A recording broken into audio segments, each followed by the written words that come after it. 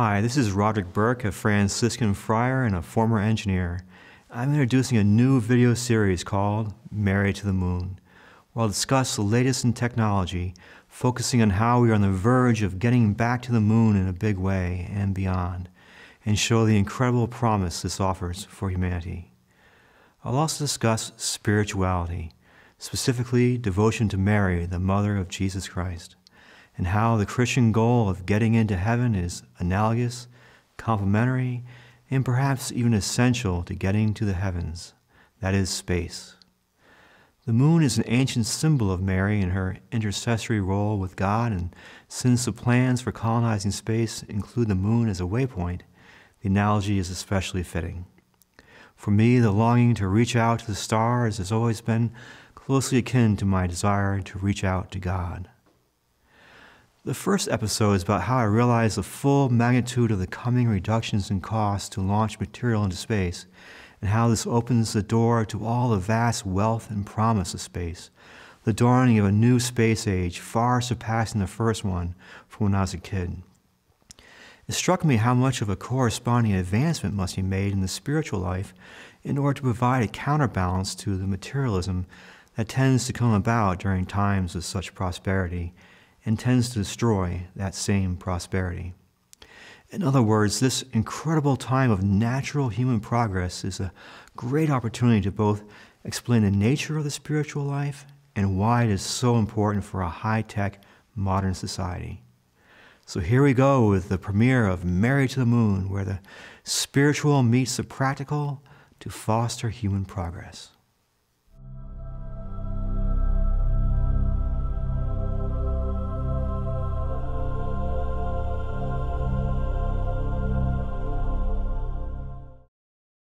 So I've been reading about all the progress of spaceflight in regard to recent commercial spacecraft builders like SpaceX and Blue Origins and many others that are massively reducing the cost of getting out into space to a mere fraction of what it was before by developing reusable rockets that can be very quickly refueled and relaunched as is done with airplanes. The space shuttle had a launch cost of about $7,500 per pound. The older aerospace companies cost about $4,000, whereas SpaceX has reduced it to about $1,000 and promises to bring it still lower through reusability. In fact, Elon Musk, the founder of SpaceX, used one particularly astounding motion graphic in a recent talk of his, which shows many of the different rockets made today and in the past, ranked by launch capacity. It includes some of his own, with his Falcon 1 at the bottom, with just a half-ton capacity, through to NASA's massive Saturn V.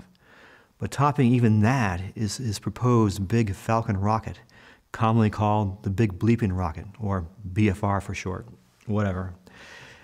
It is fully reusable and has a staggering capacity of 150 tons, so it is a pretty big rocket. Then he reshuffles that same stack of rockets not by capacity, but by launch cost. At this point, that big rocket suddenly goes straight to the bottom, indicating that the most powerful rocket in the world will be one of the cheapest to launch, even less than the Falcon 1. This last fact is particularly amazing because the Falcon 1 only costs $7 million to launch. So let's be a little conservative and say that it'll cost $10 million to launch the BFR. That would be amazing. That would be about $30 per pound. Remember, for the space shuttle, this figure was $7,500 if you do not include development costs.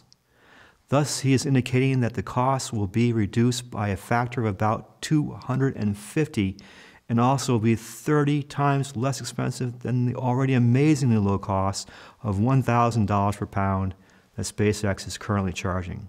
Knowing how hard it is to even get our minds around this most historic revolution in technology, I decided to make some quick graphics for demonstration. This aircraft carrier costs $10 billion. With that amount of money, at $30 per pound, you could launch 165,000 tons into orbit, which means you can put it, the whole ship, into orbit, along with all the ships that sail in its entire strike group. Of course, there'd be some assembly required since you would have to deliver them in small enough chunks to fit in the rockets. For the same launch budget for the International Space Station of $50 billion, which was launched by the space shuttle, we could put 250 space stations in orbit. For that same price, we could launch 7 aircraft carriers. The Starship Enterprise from the original Star Trek series weighed just less than 2 aircraft carriers, so we could launch enough material for 4 of these. How's that for a kick in the pants? So even if SpaceX can only get half of these savings, or even 1/4, this is a total game changer that invites us to completely rethink the new possibilities way beyond low Earth orbit. The additional way that Elon Musk and many others are also working on to reduce costs another 100-fold is to use local resources from the destination planet. And this is why the moon is being considered as a first step, since making a self-sufficient base there would aid in the supply of further colonies. NASA is currently working on a $35 billion project to develop a new rocket, the Space Launch System, the SLS, which has the excellent goal of going back to the moon. However, the launch cost has little improvement over rockets from the 60s, so the chances of establishing a permanent base is very slim. What if they were to devote this budget to a moon base using the BFR? After helping with 50% of the cost of development and then outright buying a 20-ship fleet and making some other assumptions for the remaining budget, they would then be able to launch a large part of the weight of the Titanic to the moon. Since the Titanic was a floating city that could accommodate thousands of people very comfortably, it's easy to see how this is enough for a bare-bones colony for a few hundred people, with all the things that are commonly talked about for self-sufficiency, and even a launcher that could use solar electric power to launch supplies to more distant colonies and space habitats at a cost far, far less than launching them from Earth. All for 1/4 of what was spent on the International Space Station. At this point, with all the vast resources available in space, we could in a matter of decades create a space economy much larger than Earth's, with no limit to growth and population. In short, what was pure science fiction a few years ago could be science fact in the lifetimes of our youth today. And this is perhaps the hardest thing to get our minds around. We are so used to thinking of space as so expensive that it's only a big giant hole in which to dispose of huge quantities of federal budgets with very little tangible benefit. But that will change so radically that the main hesitation I have in going forward is that the resulting increase in global wealth will spawn a tidal wave of materialism, unless we have the proper spirituality in place. This is where Mary comes in. Spirituality is not as far removed from space travel as is commonly assumed. The heavens, that is the sky and the stars, have been considered the abode of the gods long before Christianity, with the planets and stars all named after them. The Christian God is purely spiritual, but the idea of traveling toward Him and dwelling with Him on a spiritual journey that starts during our earthly life and ends in heaven is all the more analogous with space travel. Again, what's most interesting is that the moon is an ancient symbol of Mary, who is our intercessor in developing a relationship with God. In the case of space travel, the moon is being viewed as a middle ground, acting in the same intercessory fashion. So the rocket scientists may be closer to our spiritual mother than they thought.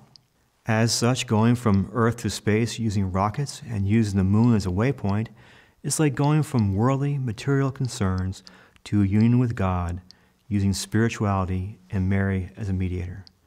Both journeys start by recognizing the limitations of where we're at and are heading out to open new frontiers. Astronauts to open new colonies on planets and space stations, religious people to reach out in prayer beyond this material created world to God and ultimately to heaven. The moon provides the help for the difficult journey to Mars and beyond. Mary helps in the journey to God. By definition, a lack of spiritual orientation is materialistic.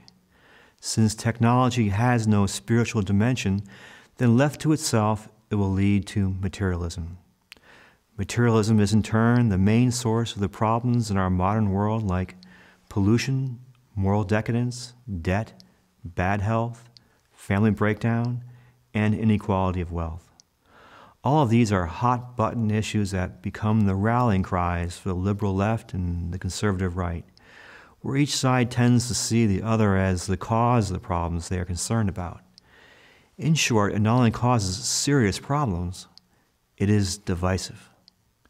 As such, even if technology has the potential to unite, this unitive fruit will not come forth without spirituality. An example is social media, where everyone was very, very surprised that such an inherently unitive technology could lead to polarization as it has. Thus, technology without spirituality just starts a fight and provides the high-tech weapons to make that fight very bloody and very destructive. The same rockets that helped us leap into the space age can even more easily nuke us back to the Stone Age. If the moon is for man in his glory, then Mary is for God in his glory. This series will unite the two, thus the title, Mary to the Moon. Materialism excludes one, and this exclusivity explains this divisiveness, drawing people into small, exclusive groups, boxing them in, and setting them against each other. Materialism is the spiritual equivalent of being stuck on a planet without a rocket. In contrast, spirituality is the reaching out to the infinite God, and so it is the ultimate in thinking outside the box and explains its unitive nature, breaking the self-indulgent, self-centered aspect of materialism. Again, our longing to go out to the stars is akin to a longing for heaven and God. Spirituality is a relationship between God and man, and so it includes both. This is also in contrast to fundamentalism that also rejects one of these and its inhuman holiness.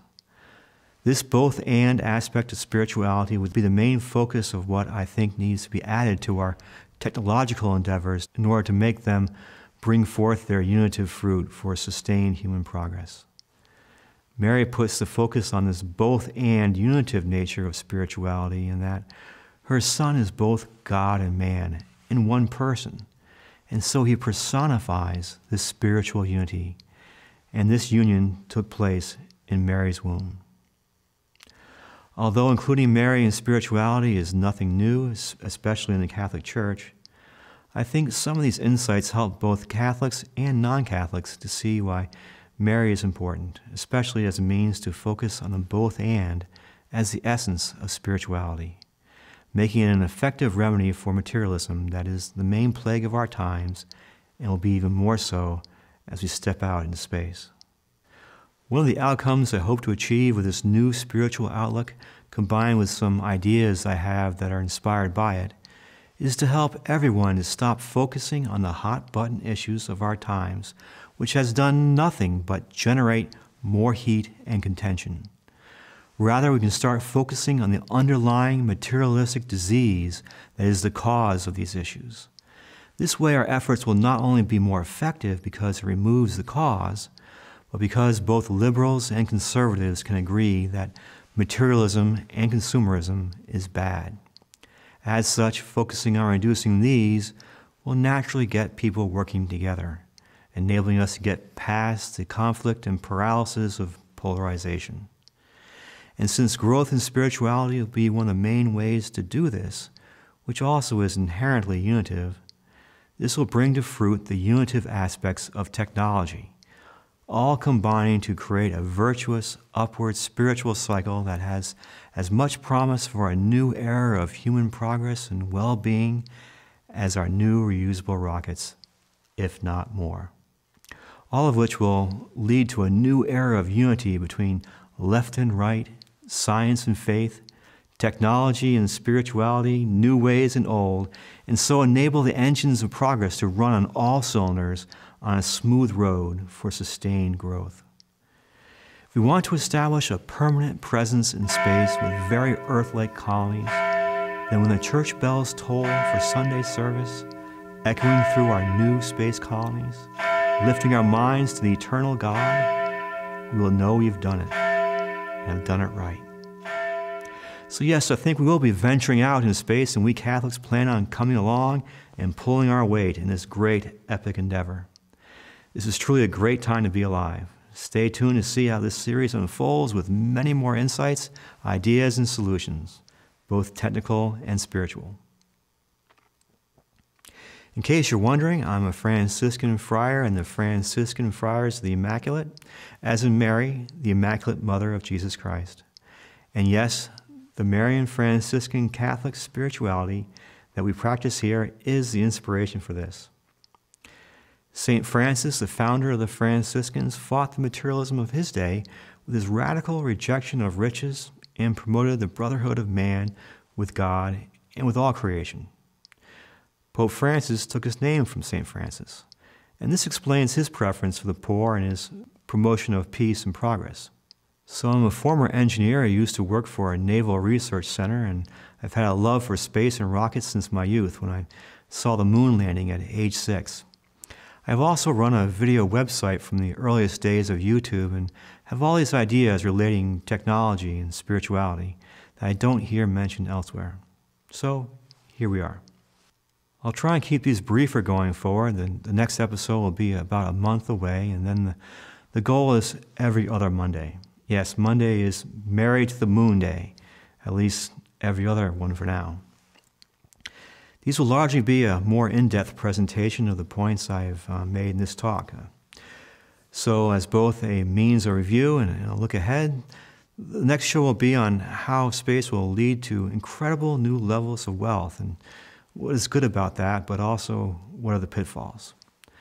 The following show will go into more detail on how spirituality is the remedy for materialism and its divisiveness, and how Mary keeps the focus on this unity and avoids fundamentalism. And the next will be on techniques to reduce materialism in a pragmatic way, using the unifying mindset of spirituality based on Mary. Then we'll return to some technical subjects, namely how to get into space with rockets and alternatives to rockets. So what do you think? Are we headed to a permanent, self-sufficient presence in space soon? Will spirituality play a role in our space travels? Let us know in the comments. The goal is to start a conversation on these topics. If you like this video, don't forget to subscribe to us on YouTube and like us on your favorite social media. This helps with the search engines and how we rank on them. You can also go to our donation page at avemaria.com to give some support that way. That's it for Married to the Moon, where the spiritual meets the practical to foster human progress. Come back and watch us next time. And as we say in our community as a greeting and a goodbye, Ave Maria, which means Hail Mary in Latin. So, Ave Maria, and God bless you.